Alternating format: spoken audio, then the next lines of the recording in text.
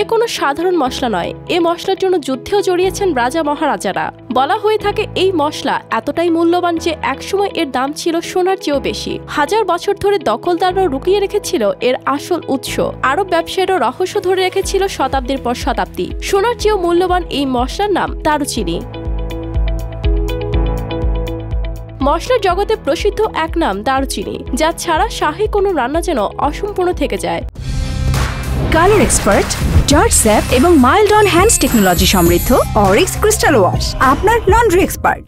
যেমন পোলাও, কোরমা, রোস্ট, মাংস, বিরিয়ানি, সেমাই ইত্যাদি রান্না করার কথা ভাবাই যায় না। বাকল থেকে তৈরি হওয়া পরিচিত মশলা শুধু রান্নায় ব্যবহারই নয়, আয়ুর্বেদ চিকিৎসাও খুবই গুরুত্বপূর্ণ। প্রায় 4000 বছর আগে মিশরের অভিজাতদের মধ্যে জনপ্রিয়তা ছড়িয়ে পড়ে দারুচিনির। শুধু রান্নায় নয়, দারুচিনি ব্যবহৃত হতো পারফিউম তৈরিতেও, এমনকি মমির সংরক্ষণেও এর ব্যবহার ছিল অবিশ্বাস্য।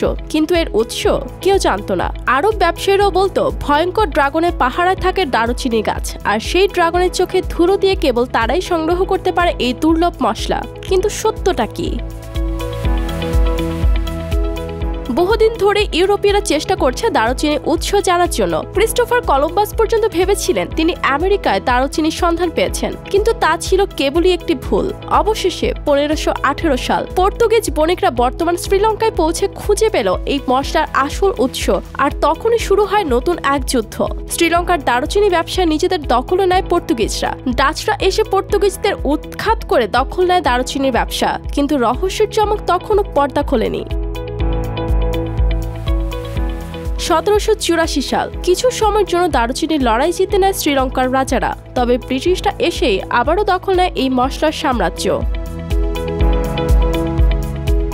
আজ আমরা প্রতিদিনের খাবারে যে দারুচিনি ব্যবহার করি, সেই ছোট্ট মশলাটি একসময় ছিল ক্ষমতার প্রতীক। রাজারা যুদ্ধ করেছে এক চিমটি দারুচিনির জন্য। ইউরোপিয়ানদের চোখেও দারুচিনি ছিল এক অমূল্য রত্ন, যার জন্য যুদ্ধ পর্যন্ত করা লেগেছে।